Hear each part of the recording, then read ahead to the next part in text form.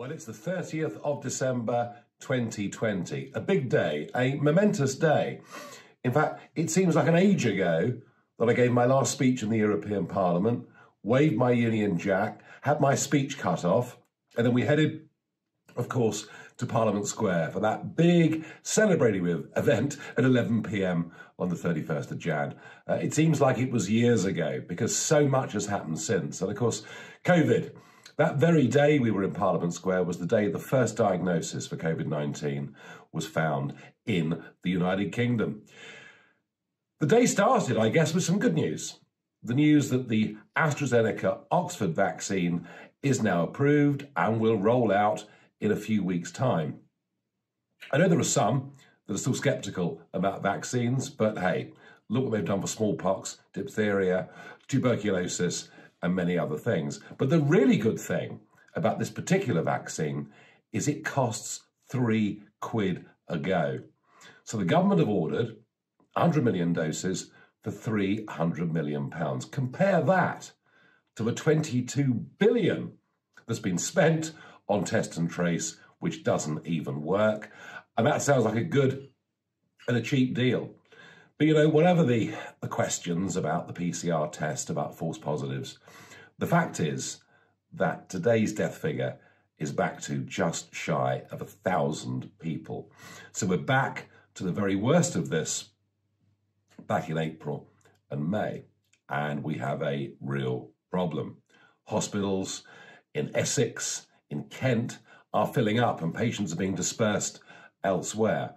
And the virus is spreading very rapidly indeed. And yet, the Nightingale hospitals, and my Brexit Party colleague Richard Tice showed this by going to the Excel Centre in East London. The Nightingale hospitals that were built at great cost, albeit built very quickly, they have now been stripped bare, and apart from the one in Exeter, are not being used at all. I find that almost beyond belief.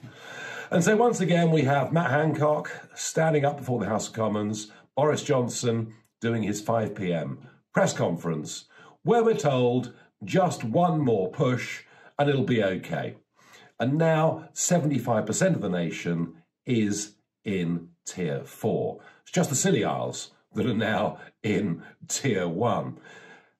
Why they just can't be honest with us and say, in effect, we're in a national lockdown and it is going to last for many months, I just don't know.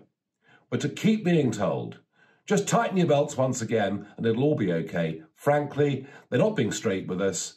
We are going to be stuck with this, I think, until Easter. It is going to be a very long, dark, grim winter. Oh, and snow's forecast for the end of the week. But of course, the really big issue for me today was Brexit, the Brexit vote. Finally, after 4.5 years, Parliament has done what the British people instructed it to do. 4.5 years of obstruction, 4.5 years of attempting to nullify, to overturn the result of that referendum. And today, by a thumping majority, the new agreement, the new deal between us and the European Union has been approved, a majority of 458. I guess they did that because they knew the alternative would have been a clean break, no deal. I should, of course, tonight be filled with joy and elation that we've actually left now the single market, the customs union, we've left it all behind. And yet all I can feel is a sense of relief. Relief that it's happened, relief that we're out, but it's not joy because there are aspects of this deal that really are dreadful. The first, of course, is Northern Ireland. You know, we've put a part of the United Kingdom into a different constitutional arrangement to the rest of us.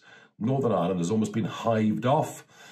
And I think the consequences of doing that are going to make the battle to keep Scotland part of the UK just that little bit more difficult. That doesn't mean I think Scotland will leave the UK. I don't. But I do think giving them a separate status is going to add fuel to the fire that Nicola Sturgeon is building.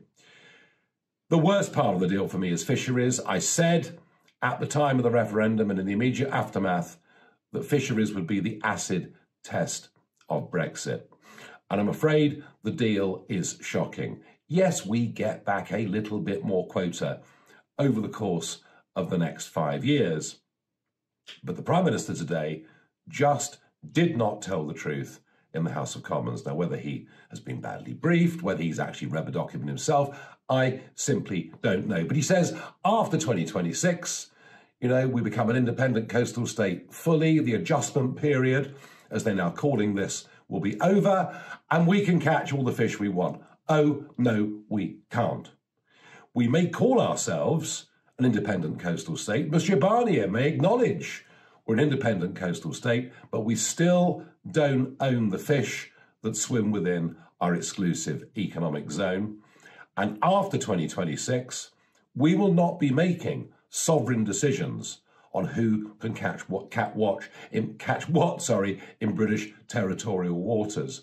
And I'm afraid to increase our quota share after 2026, we would actually have to pay compensation to the EU fleet.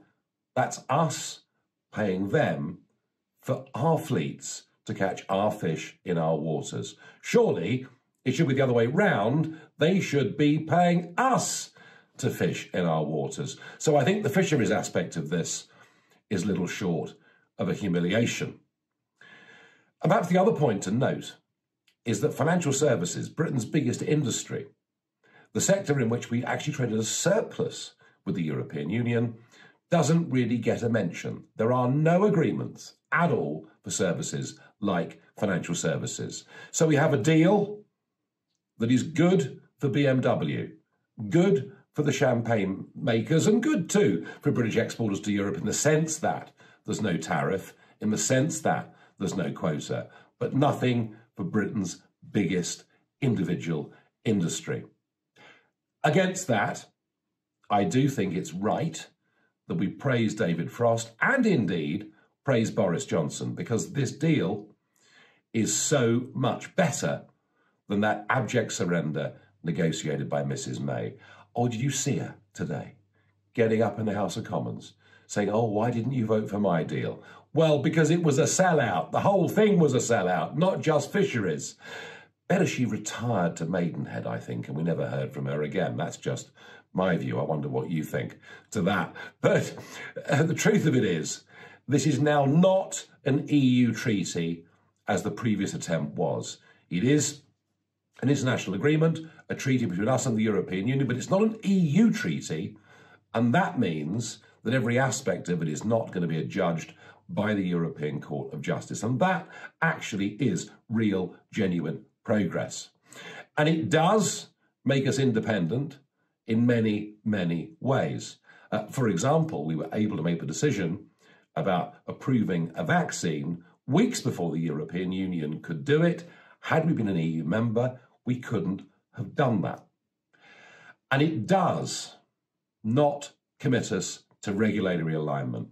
And those that have followed what I've been doing in the last few years will know this was my main problem as we headed into the general election last year. And I was very clear. I said to the Conservative Party, if you promise there will not be regulatory alignment, we will withdraw our candidates against you in 319 seats. I was worried that in many of those seats, the Lib Dems perhaps could win. And if they did, a second referendum would have been upon us. They made that promise. Johnson, Gove and others made that promise. We would not commit ourselves to regulatory alignment, and we have not. And whilst there are provisions for the level playing field and a series of committees that will oversee the level of divergence that the UK makes from EU law, it's perfectly clear in the document that they would not even begin to think about acting in any way unless there were big material differences. And quite frankly, I think in 5 years' time, our patterns of trade with the rest of the world are going to be so different to what they are now that I'm less worried about what I saw as a sword of Damocles than I was before. So there are many aspects to this that are miles better than what Mrs May did. And you could argue that Boris Johnson inherited a bad hand and hasn't done a bad job of it. I first got really committed to the cause of us leaving the European Union back in the early 1990s, 30 years ago. And I've been campaigning and standing in elections and fighting for 27 of those years. So this does mark, for me personally, a very, very big moment in my life. There are more battles to fight in the future. I want to get the super trawlers out of the English Channel. I want us to find a way of returning people back to France when they come into this country illegally. There are many, many battles to fight, but the best thing about Boris Johnson's deal is this. It ends the fault line, not just within his own party, but it stops big industry bosses from continuing to scream and shout. It ends the Brexit wars, and it means that we're not going to rejoin the single market. We're not going to rejoin the customs union. We're not going to rejoin the European Union. We're certainly not going to join the euro. And there is now a widespread acceptance that this is done. It is the settled will of the people, and there is no going back. And that, even though the deal is not perfect, that is a giant leap forward for our country. So at 11 o'clock tomorrow night, I can't ask you to come back to Parliament Square because of COVID and Tier 4, but I can ask you to reflect on what is a very significant moment in our island story. And to say to many of you watching this, thank you.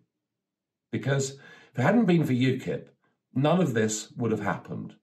You know, back in 93, when John Major rammed the Maastricht Treaty through, and when all those Tory MPs who'd fought against it then voted for it because they thought, oh, we mustn't let Labour in, there wasn't a single Conservative member of Parliament saying we should leave the European Union. And that's why UKIP was formed, and that's why UKIP got traction. And in fact, most of them didn't come out for leave actually until after the 2015 general election. It was UKIP over that quarter of a century. It was the foot soldiers of the People's Army of UKIP, people putting leaflets through doors, posters in windows, standing in local elections. That was what got us that referendum. That was what educated the great British public as to what was being done in their name in Brussels and by our politicians who wouldn't talk about it. And what the Brexit Party did was to pick up those same people again, to add more to it, and to get rid of Mrs May and to put Boris Johnson in number 10. And that really is the great historical significance of this vote today. We have got political parties voting for this today, a Conservative Party advocating this today, who I fought against for 25 years because they were on the other side to us. We were the fruitcakes, we were the loonies, we were the ones they laughed at, and now they're all singing our song. It is a massive achievement, and it shows, despite all its flaws, that democracy still just about works in this country. Thank you. We will make America great again.